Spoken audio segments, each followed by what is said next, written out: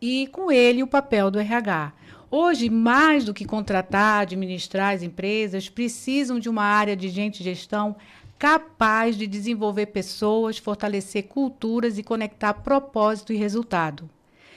E a nossa convidada hoje é uma pessoa que entende profundamente disso. Ela é empresária, fundadora da SR Lopes Consultoria, que atua com implantação de subsistemas de RH, recrutamento e seleção, pesquisa de clima, mapeamento de competências, avaliação de desempenho, enfim, além de representar a VR Benefícios e VR Gente e ser parceira da Solids RH.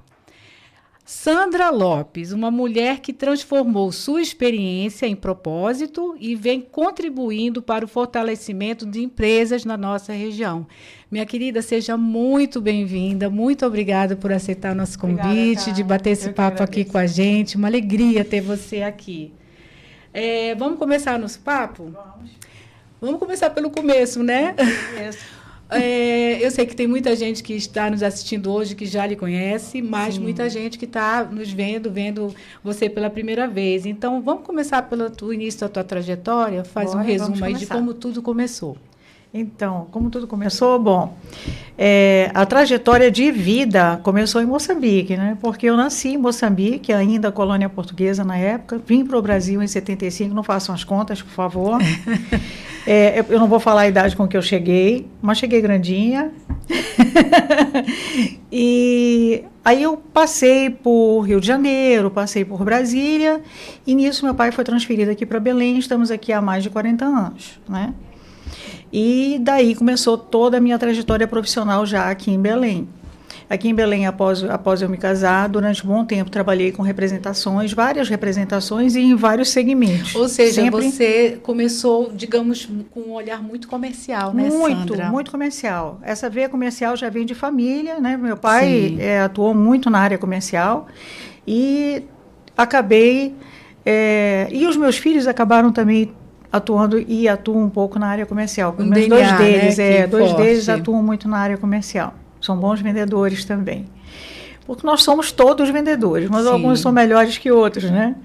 E como é que depois dessa jornada de comercial entrou o RH? Como é que se conecta o RH nessa trajetória? Mais adiante, já após o meu divórcio, no primeiro casamento, eu comecei a atuar numa empresa de grande marca nacional e internacional. Não sei se cabe aqui falar qual o nome da empresa, mas... Fique à vontade, se você posso. Pode. Então, a Sadia, comecei a atuar na Sadia, na área comercial.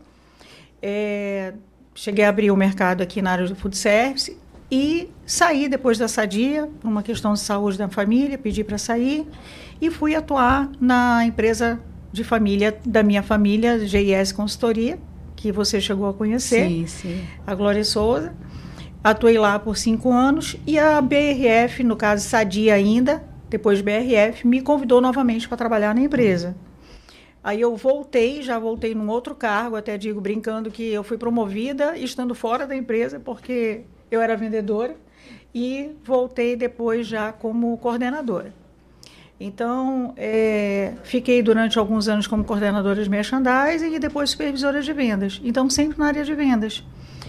Depois que eu saí da Sadia, eu trabalhei ainda pela JBS, trabalhei com mais algumas empresas na área comercial. E nesse inteirinho, por liderar sempre equipes e gostar muito de atuar com pessoas, e comecei a perceber o quanto eu aprendia também com as pessoas, eu disse, não, peraí, estou gostando disso. Aí eu comecei a me especializar na área de gestão de pessoas e busquei cursos de formação nessa área. Eu comecei a migrar devagar. Mergulhar mais fundo, na área de nesse pessoas. tema, além do comercial, né? Buscar mais conhecimento para... E qual foi o ponto de virada? Qual foi o gatilho, assim? Foi quando eu fiz o Empretec no Sebrae. Eu fiz o Empretec no Sebrae em 2007.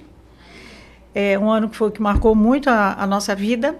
E eu disse, eu quero dar uma virada aqui. Sim. E realmente o Empretec é um divisor de águas, né? E foi ali que eu decidi que eu não queria ficar somente na área comercial. Eu queria atuar também com pessoas, porque era onde eu me sentia muito bem, mais completa, mais feliz. E foi aí que eu comecei a atuar também junto ao Sebrae. Eu me credenciei junto ao Sebrae. Como consultora? Como consultora. Trabalhei 9 anos como consultora no Sebrae e, concomitantemente, atuando já com consultoria. Bacana. E aí, esse é o ponto de virada para a SR Lopes nascer, né? Isso. Que é a sua empresa. Exatamente. Né? Quanto tempo tem a sua empresa no mercado? A SR Lopes, ela tem 12 anos. Sim. Mas eu comecei a atuar já desde 2008, já depois do credenciamento no Sebrae, na área de gestão de pessoas. Sim. Mas emitindo nota. Sim. Ainda emitia nota como autônoma. Sim. Depois, então, aqui há 12 anos aproximadamente, é que eu criei a SR Lopes. Sim, aí vamos agora dar uma lupa na SR Lopes, né? Porque são muitos subsistemas de RH. Sim. Você atende todos eles. Fala um pouco de como é que você atua hoje na SR Lopes, assim, qual assim, eu gosto muito de fazer a implantação. Sim, do RH. Do RH. Porque o que é que nós percebemos hoje, tanto nas pequenas como médias empresas, né? E nós temos muitas aqui, é que eles estão apagando fogo todo dia, mas eles não têm processos implantados. Então, eu busco atuar nessa área, eu busco levar ali os processos para que eles comecem a atuar dentro desses processos e de forma mais organizada, né? Mais estruturada. Ou seja, podem trocar as pessoas no RH, as pessoas podem entrar, podem sair, mas que ali esteja já um modelo de como elas devem seguir o fluxo. Sim, isso acontece uma curiosidade, né? Porque a impressão que dá é que a pequena e média empresa, ela está num tamanho que o dono consegue gerir a empresa. Só que ela começa a crescer, ele começa a perder o controle. É aí que entra a SR Lopes, para dar uma organizada. Carla, pois é, isso é muito delicado, né? Porque o que acontece? Sempre são os clientes que dizem, olha, eu quero contratar os seus serviços porque eu preciso estruturar o meu RH. Né? Só que você sabe que só estrutura não basta, porque a mudança ela é necessária. Sim. E essa mudança ela precisa começar do dono, dos líderes, né? Dos gestores. Ou seja, se eu trabalho com uma rede de lojas, essa rede de lojas, ela tem ali os supervisores, tem os gerentes comerciais e tem ali também o diretor, ou os diretores, né? Se o diretor não for modelo para esses líderes abaixo dele, não vai fluir, mudar nada. A coisa não vai fluir. Exatamente. Então, ou seja, até tem a ver com a cultura da empresa, né? Você também entra nesse âmbito da cultura da empresa. Então, assim, é onde há um embate muito grande, né? Sim. Eu queria dar uma lupa também, porque a gente, hoje, quando a gente colocou o nosso programa, nós recebemos mensagem no direct falando sobre algumas questões voltadas para o mercado de trabalho, né? Como é que você enxerga hoje esse mercado de trabalho? A gente está aí num movimento de COP, mercado, enfim, aquecido, não está aquecido. Como é que você vê esse mercado hoje em Belém? No nosso estado como todo, porque você não atende só Belém, né? Como é que você enxerga? Então, assim, o que é que eu percebo hoje que destaca, né? É a questão do etarismo, né, que, por incrível que pareça, eu ando percebendo algumas mudanças. Os donos, os proprietários, os sócios de gestores, de um modo geral, das empresas, eles estão aceitando melhor a ideia de contratar pessoas mais maduras. Ninguém fala em idade. Fala, eu gostaria de ter uma pessoa mais madura. Por quê? Porque os jovens, né, os GZ, como chamam, né, eles se destacam, eles têm um raciocínio muito rápido. Eles querem tudo muito rápido, querem tudo para ontem. Então, quando as coisas não acontecem no tempo deles, eles se cansam e pedem desligamento. Sim. E os gestores, aquele que já tem empresa consolidada, ele já tem alguns anos ali. Então, ele não é mais um jovem, tanto quanto aquele que está ali sendo contratado. Ele já está na faixa, sei lá, passe dos 30, aí a gente tem um conflito de geração. Tem conflito de geração. Sim. Tem conflito de geração. E, assim, aquele jovem de hoje, eu estava lendo um artigo um dia desse, eu achei super interessante, e é o que eu percebo. O jovem, ele quer uma maior adaptabilidade, flexibilidade para aquilo que ele deseja para ele. Então, por exemplo, hoje nós ainda trabalhamos pela CLT com regras, né, com horários, com aquele critério de horários, de carga horária, de 44 horas semanais, enfim, tudo tem que ser ali dentro das regras da CLT. Mas o jovem, ele quer ser compreendido. Em que sentido? Ele quer, por exemplo, ter a liberdade de chegar um pouco mais tarde, sair um pouco mais tarde, mas compensar esse horário. Ele quer essa flexibilidade. Não quer tanta regra, né? Não quer tanta regra. Ele tem uma outra expectativa dentro do mercado de trabalho. Então, por que alguns jovens hoje eles trabalham muito bem no PJ? Porque eles não têm a obrigação de estar naquele horário ali, de cumprir aquele horário. Então, eles entram e saem a hora que eles querem e apresentam o resultado. Sim, né? Com mais flexibilidade. Então, você está dizendo que tem uma tendência aí de migração de CLT para PJ. Para PJ. Para essa juventude que está entrando no mercado de trabalho. Né? Agora, para aquela pessoa que... Está claro assim, que esse é um movimento, mas a gente sabe que ainda tem muita gente que tem o mercado de CLT. Sim. E uma das coisas que a gente ouve muito é assim, eu não tenho experiência, quero entrar no mercado de trabalho, mas eu vou para uma entrevista e me pedem para dizer o que eu faço, o que eu sei fazer, mas eu não tenho experiência. Como é que a gente fura essa bolha, assim, até para começar na hora de fazer o currículo? Como é que uma pessoa que não tem experiência fura a bolha para entrar no mercado de trabalho? Ele precisa entender que para ele ter experiência, adquirir experiência e ter um currículo aceitável no mercado, ele desenvolve aquela tolerância de ter que suportar as regras que ele impõe. Porque eu contrato digamos, um colaborador para trabalhar numa lanchonete, né? E ele não se adapta.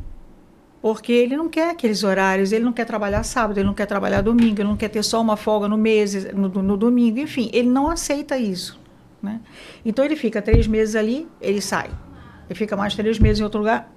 Assim, as 30%, 40% dos currículos que hoje nós recebemos, é assim.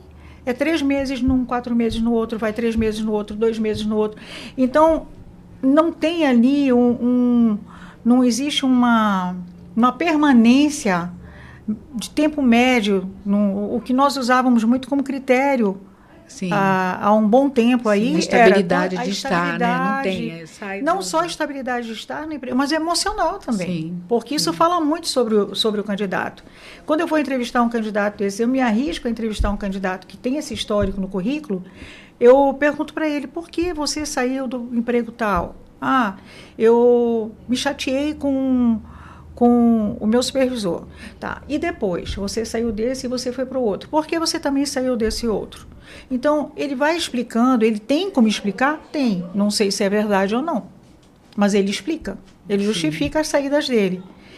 Mas isso não basta para nós. Nós precisamos que essa pessoa trabalhe o emocional dele para ele suportar essas diferenças, essas chateações do dia a dia, são rotineiras, existem no nosso relacionamento, no relacionamento com todas as pessoas.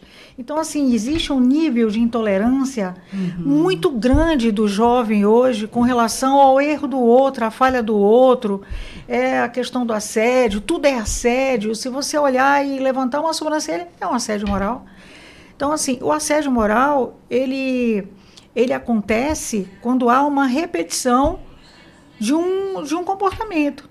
Mas eles não aceitam nem o segundo. No primeiro, eles já dizem que é assédio moral. Então, se eu digo para um funcionário, infelizmente, você não conseguiu acertar o relatório conforme ele pedir, eu vou lhe orientar como fazer. É assédio moral. Sim. Você não pode dizer isso. Por quê? Você não pode corrigir a pessoa? É uma sensibilidade tão grande. Não, ela falou que eu não fiz, eu não fiz o relatório como deveria ter feito. Poxa, está dizendo que eu sou incompetente? Eu não estou dizendo nada. Né? Na verdade, só estou informando que você não fez o relatório como deveria. Sandra, esse é um ponto interessante, porque você está revelando, eu imagino, a sua empresa entrevista por mês centenas de profissionais, né? Então, é uma marca que você está dizendo, é uma tendência, né? De não ter flexibilidade, resiliência, né? Então, a gente está falando de uma geração que quer imediatismo, quer tudo para agora, e não tem muita resiliência, né? E o que a gente pode fazer, assim, com toda a tua experiência e vivência, como você vive isso no dia a dia? O que você acha que é possível fazer como medida mesmo, voltado para o humano, voltado para recursos humanos? O que você acha que um empresário que está nos escutando agora, que está nos assistindo, que você recomenda para esse empresário que também está do outro lado da mesa, te assistindo e sofrendo da mesma Sim, questão? Já pensei muito sobre isso. Qual que é a recomendação? Eu já pensei muito sobre isso. Eu tenho na minha mente, ainda não desenhei isso, mas eu tenho na minha mente um projeto sobre isso. Mas, para quem esteja ouvindo, se quiser investir junto comigo, sim, dependendo de como seja, eu estou topando. O que seria, né? Eu cheguei até a falar certa vez com uma colega nossa de RH sobre isso. Desenvolver turmas para atuar diretamente nesses jovens que vão dos 20 aos 25 anos, principalmente. Como se fossem mentores? Como se fôssemos mentores e turmas de mini palestras, de esclarecimento, de atuar diretamente neles, ouvir deles o que eles querem, né? E levar esse conhecimento aos empresários para que eles saibam como lidar com esses jovens. Porque ontem mesmo eu estava lendo uma reportagem numa revista que foi lançada, a Você, se não me engano é a Você, RH, em que há uma reportagem sobre exatamente isso. Você vê que vai haver um tempo, daqui a uns 10 anos, 12 anos, em que nós vamos ter uma grande lacuna. Nós não vamos ter não vamos ter profissionais amadurecidos na experiência, na vivência do dia a dia. E nem na maturidade, né, emocional. E vamos ter profissionais extremamente experientes. Sêniores, né? Exato. E aí, como é que vai ficar esse mercado que precisa desse profissional que fica intermediário? Sim. Como? Interessante. Então, é uma pergunta que fica assim... Isso, para provocar um projeto, para provocar um modelo, né, que possa... demais, né, Carla? Sim. É o que vai acontecer mesmo.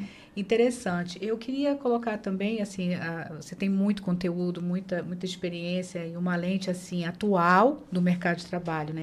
Agora eu quero colocar um olhar, assim, dentro de você, né? O que diante de tudo isso que você viveu e vive na SR Lopes, o que te move, o que te desafia? Porque os desafios são muitos, né? Mas quando você pensa em tudo que você já fez e o que ainda tem para fazer, o que te move? Bom, eu amo trabalhar. Eu gosto de trabalhar de domingo a domingo. Então, assim, quais são os meus momentos de descanso? É à noite. É quando eu descanso, quando eu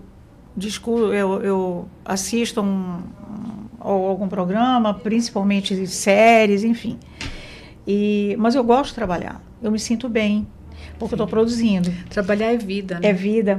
E como eu gosto do que eu faço, quando eu presto as consultorias, uma coisa que eu gosto de fazer, que o RH, de um modo geral, não tem tempo de fazer, como consultora eu tenho tempo, porque eu desenvolvo muito meu trabalho home office ou no escritório, então, quando eu chego no cliente, eu escuto do colaborador, converso com ele, escuto os problemas dele, as dificuldades dele, e consigo identificar ali possibilidades, oportunidades na vida dele, né? Direciono, conduzo, chego com um gestor e digo para ele, o fulano, ele está precisando aí de um upgrade, ele está precisando de uma promoção, porque ele está desenvolvendo atividades que vão além da descrição do cargo dele, Sim. Então ele precisa ser promovido, e tudo isso leva aí um retorno para aquele colaborador, uma alegria, uma felicidade. Sim. Ele vem comigo, ele me agradece, ele diz, poxa, Sandra, nossa, isso não tem preço, né, Sandra? Eu fui percebido, eu fui reconhecido. E são situações que acabam, de alguma forma, ensinando esse gestor a olhar para esses colaboradores de um modo diferente, com outro olhar, Sim. de gente para gente, né? E não somente um colaborador. Esse colaborador, ele está ali, mas ele tem uma família, ele tem filhos, ele tem as necessidades dele, ele tem os problemas dele de saúde, ou a esposa tem, ou Sim. a mãe tem. Ou seja, não dá para olhar para uma pessoa e pensar nela somente por aquilo que ela está ali Sim, representando. Dentro do ambiente de trabalho. Não Perfeito. Dá. Então, você precisa realmente ouvir, sabe? E é isso que forma o meu propósito, que me move. São essas pequenas... Sim. São esses pequenos acontecimentos do dia a dia do meu trabalho que me fazem feliz. Sim. Por exemplo, eu entrevistar um candidato e dizer para ele, olha, eu chamei você, o seu currículo está bom, você tem muita experiência, mas eu posso te dar uma sugestão sobre como melhorar esse currículo, independente do resultado nesse processo? Porque vai que, de repente, o meu cliente, goste e você seja aprovado. E aí você muda o ponteiro, né? Você muda o ponteiro, a vida daquela pessoa. Exatamente. Maravilha. E eles dizem isso, eles ficam felizes, eles ficam em contato comigo direto no WhatsApp, perguntando, olha, tem outra oportunidade, caso eles não sejam aprovados, eles tem outra oportunidade, Sim. você pode encaminhar meu currículo para vaga tal e tal.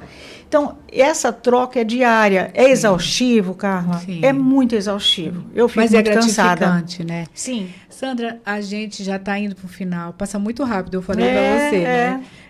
Eu queria te pedir para olhar para essa câmera aqui e dar um pega-visão. A gente sempre termina o nosso quadro com uma mensagem assim do coração para quem nos assiste e que está buscando, né, assim, algo novo para sua vida. Você falou de carreira, enfim, uma série do mundo do trabalho. Que mensagem que você pode dar para essa pessoa que nos assiste? Acredite em você, acredite no seu potencial. Nunca duvide daquilo que você é capaz de alcançar. Não desista. Seja persistente, muito persistente. De cada dia da sua vida, faça alguma coisa para somar aos objetivos que você deseja alcançar. Se todos os dias você fizer um pouco, você alcança os seus objetivos. A gente não consegue alcançar de um dia para o outro, mas a gente consegue alcançar tomando um passo a cada dia. Lembre disso e de Deus acima de tudo. Maravilha, inspiradora mensagem. Quem quer conversar com você,